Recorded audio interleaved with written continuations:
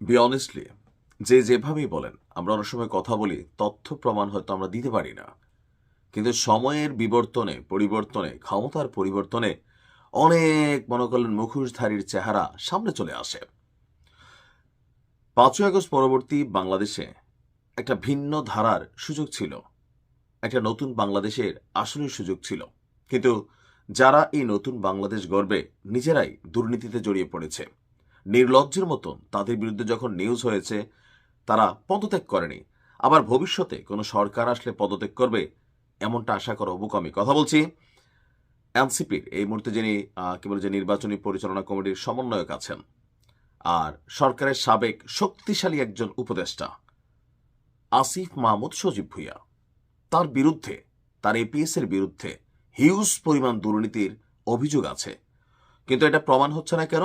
ইউনূস সরকার নিজে এখন ক্ষমতায় বসে আছেন, কিন্তু এই সরকার সরে গেলে আসিফ মাহমুদ সজীব ভুঁইয়ার বিচার এই বাংলাদেশের মাটিতে হবে। কথা এগুলো আমি বলছি না, কথা বলছে বিএনপিরই খুবই লিডিং একজন ক্যারেক্টার, এমনকি হবে যে 100% যদি দেশ ছেড়ে না পালাই যায়। কারণ বাংলাদেশে হয় কি, এরকম সিস্টেম হলে ভেগে ডেগে যাই আমরা, কারণ আমরা দুর্নীতিবাদ জাতি। আসিফ মাহমুদ সজীব ভুঁইয়ার দুর্নীতির বিচারের দাবিতে হুঁশিয়ারি দিয়েছে ছাত্রদলের কেন্দ্রীয় কমিটির সাধারণ সম্পাদক নাসির উদ্দিন। তিনি বলছেন যে বাংলাদেশের মানুষ দুদকের মাধ্যমে অবশ্যই তদন্ত করবে এবং আসিফ মাহমুদের এই দুর্নীতির বিচার বাংলার মাটিতেই হবে। দুর্নীতিকে আসিফ মাহমুদ করছে, তার যে এপিএস ছিল, যারা শত কোটি টাকার দুর্নীতির অভিযোগ ছিল, দুদক এটার ইনভেস্টিগেশন কি এখনো কমপ্লিট করছে? করে নাই। কেন? ক্ষমতায় এরা হ্যালো কাজ করতেছে, ভয় পাচ্ছে ইউনূস সরকার কোন দিকে মুভমেন্ট করে। দুদকে যারা কাজ করে তারা তো আসমান থেকে টপকানো কোনো ব্যক্তি না। এই দেশের মানুষ চাকরির প্রতি মায়া আছে, ক্ষমতাশীল মানুষকে ভয় পায়।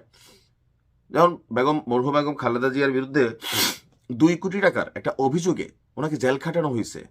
তো সেই ক্ষেত্রে আসিফ মাহমুদ সজীব ভুঁইয়া তো ধরেন নেতার র্যাঙ্কিংয়ে এখন গণলে কার মতন, একটা ছাত্রদলের বা ছাত্র শিবিরের লোকাল একজন নেতার মতনই তার অবস্থান। ক্ষমতায় থাকলে সবার হিসেব আলাদা।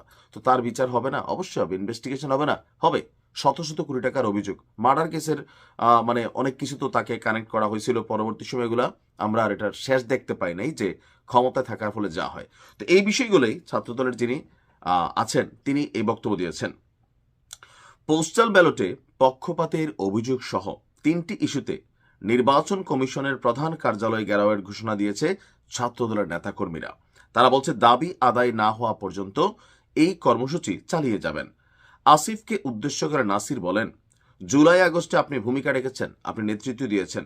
জুলাই আগস্ট পরবর্তী সময় আপনি উপদেষ্টা হয়ে হাজার হাজার কোটি টাকা দুর্নীতি করেছেন, এটা বাংলাদেশের মানুষ জানে। আমরা বুঝি, কিন্তু প্রমাণ নাই। বাঙালি বুঝে। শুধু আসিফ মাহমুদ না, হান্নান মাসুদ থেকে শুরু করে প্রত্যেকটা আঙ্গুল ফুলা কলা গাছ হয়েছে। কারণ এগুলো তো চোখের সামনে, সার্জিস থেকে শুরু করে তাসনিম তারা এবং হাসনাত আবদুল্লাহ, আমার কাছে এই 2টা ক্যারেক্টার তুলনামূলকভাবে পরিচ্ছন্ন মনে হয়।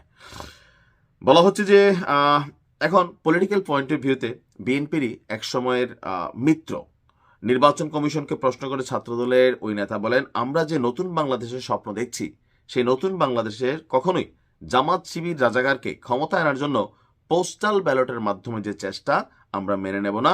জামায়াতের নামে কেন এই পোস্টাল ব্যালট পেপার, তার কোনো সদুত্তর দিতে পারেনি নির্বাচন কমিশন। ছাত্রদলের ইস্যু কি? 3টি ইস্যু। পোস্টাল ব্যালট সংক্রান্ত বিষয়ে নির্বাচন কমিশন পক্ষপাত দুষ্ট এবং প্রশ্নবিদ্ধ সিদ্ধান্ত নিয়েছে। নাম্বার 2, বিশেষ একটি রাজনৈতিক গোষ্ঠীর চাপের মুখে দায়িত্বশীল এবং যৌক্তিক সিদ্ধান্তের পরিবর্তে হঠকারী অদূরদর্শী সিদ্ধান্ত নিচ্ছে। নাম্বার 3, বিশেষ রাজনৈতিক দলের প্রত্যক্ষ প্রভাব এবং হস্তক্ষেপে শাহজালাল বিজ্ঞান এবং প্রযুক্তি বিশ্ববিদ্যালয়ে ছাত্র সংসদ নির্বাচনে যেটা হয়েছে সেটা আছে। এখন আলোচনার মূল বিষয়টা হচ্ছে যে বিএনপি ক্ষমতায় গেলে আসিফের বিচার হবে দুর্নীতির, অন্য কিছু না। জুলাই দায়মুক্তি হচ্ছে। আমরাও চাই যে এই দেশে যতক্ষণ মানে কে কত ভালো, ভাই চেয়ারে না বসলে তো বোঝা যাবে না। চেয়ারে তো বসতে হবে, তাই না? আমরা যা আশা করছিলাম নতুন বাংলাদেশে যে একটা সিস্টেম তৈরি হবে, তৈরি হয়েছে। কিভাবে 17 মাসে 100 কোটি টাকার মালিক হওয়া যায়, এই সিস্টেমটাই তৈরি হয়েছে। মানে একটা এমপি সারা জীবন রাজনীতি করে 5 বছরে ভাই 50 কোটি টাকার মালিক হইতে পারে না, কিন্তু কষ্টকর, বুঝছেন? সবাই পারে না, কয়েকজন মন্ত্রী টন্ত্রী এদের হিসাব বাড়ছাড়া। কিন্তু এই ছাত্র উপদেষ্টারা হাতে গোনা 2-1 বাদ দিয়ে বাকিরা হাজার কোটি টাকা কিন্তু কামাই ফেলছে। ক্ষমতা বদলাইতে দেন, দেখেন কেমনে ব্যবসায়ী থেকে শুরু করে সবাই মুখ খোলা শুরু করে। সময় আসবে, সময় পরিবর্তনশীল। ভালো থাকুন।